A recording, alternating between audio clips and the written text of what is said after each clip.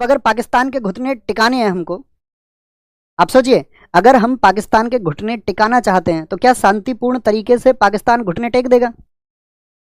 थोड़ी सी चीज पे देखा तुमने, यार दरिया में रक्त बहा देंगे। बिलावल भुट्टो, एक वो हाफिज सईद है उनका आतंकवादी, वो क्या कह रहा था, वहां दरियाओं में रक्त बहेगा। इतना मामूली रक्त है क्या?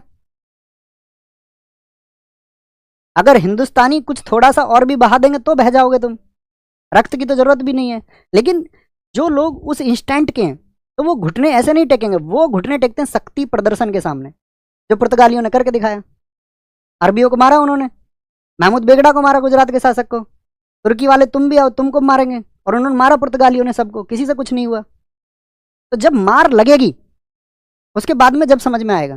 तुमने देखा एक छोटा सा कोई गांव में नया नया डॉन बनता कॉलर ऊपर करके, पाकिस्तान उस नए कॉलर ऊपर करने वाले डॉन की तरह है। जब उसे पता चलता हाँ देख लेंगे, लेकिन जब प्रशासन उसको उठाता है और उसमें एक दो दिन उसमें लाठी बजती हैं और जब उसके नाखून उखाड़ लिए जाते हैं एक दो, तब वो कहता है बाबूजी आज के बाद नहीं करूंगा। तो मैं ये कह रहा हूँ सबसे पहले तो हाफिज सईद की गर्दन लेकर के आओ और उसको वहां जहां सिंधु वाला वो है ना, सिंधु जल समझौता तो आप समझते होंगे, जहां पे पानी रुका वहां पे टाक दो उसको।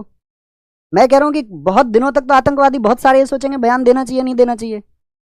अमेरिका ने यही तो किया, ओसामा बिन लादेन को ढूंढ करके मारा। अब हिंदुस्तानियों के अंदर वो सोच रहे हैं कि दम नहीं है, क्योंकि उनको पता है ना कि ये हिंदुस्तानी भी आपका लास्ट में तो आपका जातियों के ऊपर लड़ेंगे। उस तरह का करेज दिखाई नहीं पाएंगे, उस तरह का साहस दिखाई नहीं पाएंगे, इसीलिए तो बयान दे देता है हिंदुस्तान के बारे में कोई भी। आप देख रहे होगे पिछले 3 4 5 दिन की न्यूज, क्या चल रहा है न्यूज में। जो विपक्ष के लोग हैं वो कह रहे हैं कि सिर्फ हिंदुओं को मत दिखाओ, एक मुसलमान भी मारा गया है। वो ये नहीं कह रहे आतंकवादी हमला हुआ है, वो कह रहे हैं कि सिर्फ हिंदू हिंदू मारे गए हैं, उसको दिखा रहे हो यार तुम।